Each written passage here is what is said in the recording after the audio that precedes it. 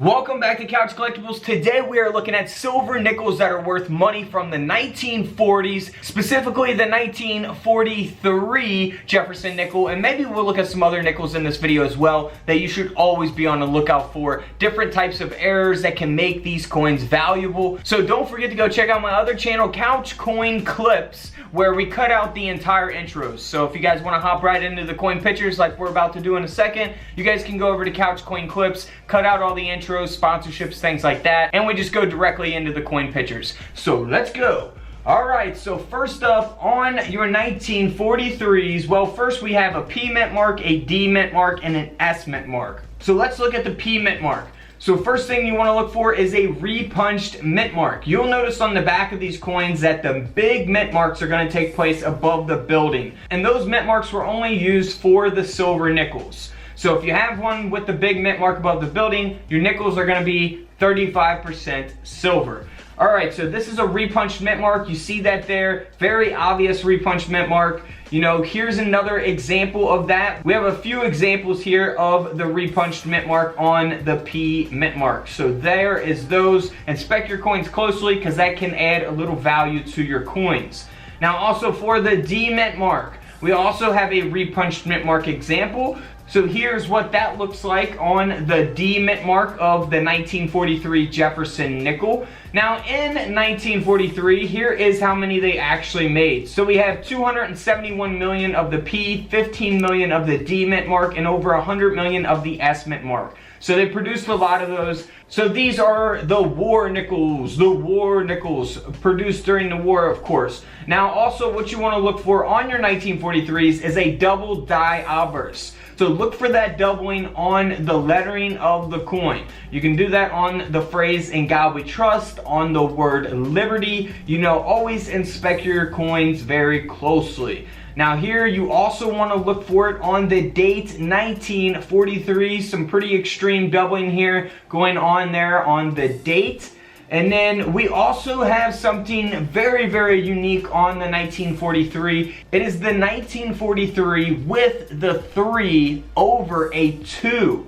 So you can see the line from the 2 going through the 3 there, which is absolutely amazing. So if you have a 1943, always look for this. Even if the coin is in rough condition, they are going to sell. So always be on the lookout for that. So also on the 1943 P mint mark, you also want to look for that doubling on Jefferson's I as well. So always keep an eye out for that.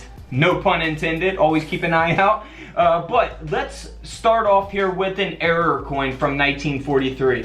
This is a 1943 Jefferson nickel that was actually struck on a 1-cent planchet. So, you know, why does it look this color if it was struck on a penny? Well, this was actually struck on the 1943 steel penny. So you guys know the steel penny, right? The Jefferson nickel design here was struck on one of those steel planchets.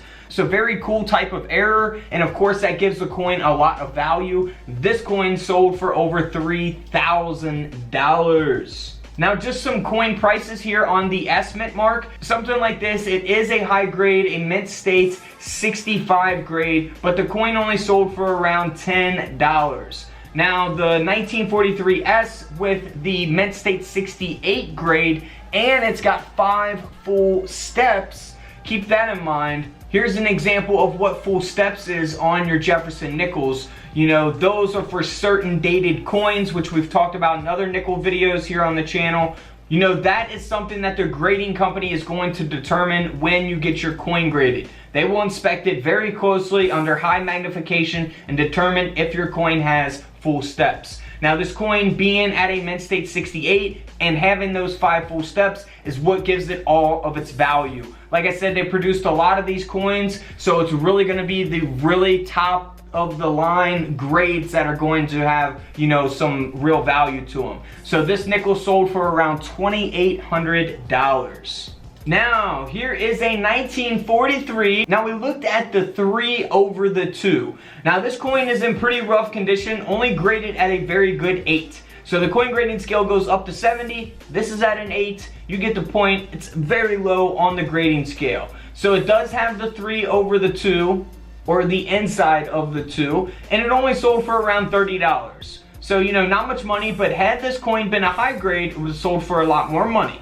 And that is what this next coin is. This is that coin that has the same exact thing, the 2 underneath the 3, or inside of, or the 3 inside of the 2, but it has that mint state 67 grade. So that is what's going to make it super, super rare. And that's why this coin sold for over $8,000. So you see the difference between a $30 coin and an $8,000 coin. Of course, the condition always matters. Never clean your coins because that will devalue them.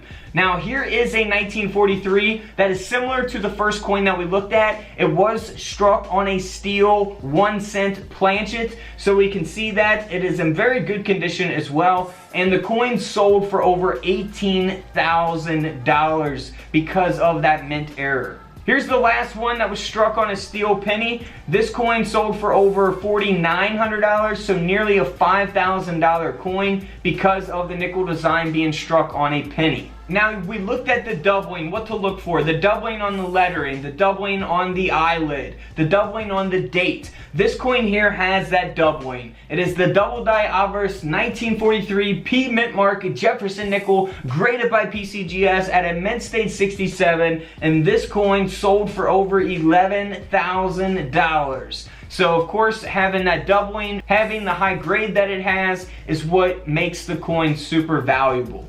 Now we also looked at that D RPM, that repunched mint mark. We showed you an example of that. And here is that 1943 that has that D repunched mint mark. And of course, this coin is graded at a mint state 66, so that gives it value as well. You know, if this repunched mint mark nickel here was in bad condition, it really wouldn't sell for that much. But this nickel here, because of the condition, sold for over $200.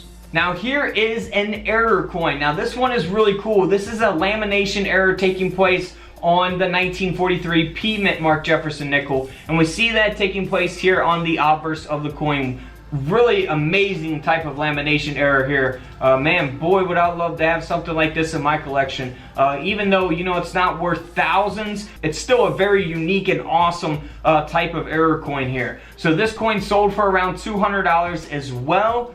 And then, of course, we got the 1943 D mint mark. Now, this coin here is solely valuable, again, because it's got that high grade of a mint state 68. So we got that high grade. That's what gives it the value. Doesn't have any types of errors on it. This nickel sold for over $5,000. $5,000. So always check your nickels, you know, inspect them very closely for that doubling and for those repunched mint marks, because it can add value to your coins. But always keep in mind, guys, that the condition, the grade is always going to have a massive effect on the coin's value. So when someone in the comments says, hey, I have a 1988 penny, what's it worth? You know, I'm not sure what you guys expect me to answer to that. I try my best to answer it as nice as I can. Really, the answer is, does it have any types of errors on it, for one, because 1988 penny, you know, they're not rare. They made a lot of those coins. One, does it have any types of errors? You know, what are the errors? Where do the errors occur on the coin? You know, what condition is the coin? Has it been graded? Has it not been graded? You know, things like that. All that is going to affect the value of any type of coin. You know, some coins are just going to be worth a lot of money just because they didn't make a lot of those coins. And we talk about that here on the channel, so feel free to go check out all the other videos. And you guys know what to do. Don't forget to subscribe in the middle. Check out the videos to the left of me. And until tomorrow, I'll see you all in the comment section below. This is Couch Collectibles, and this is where I disappear.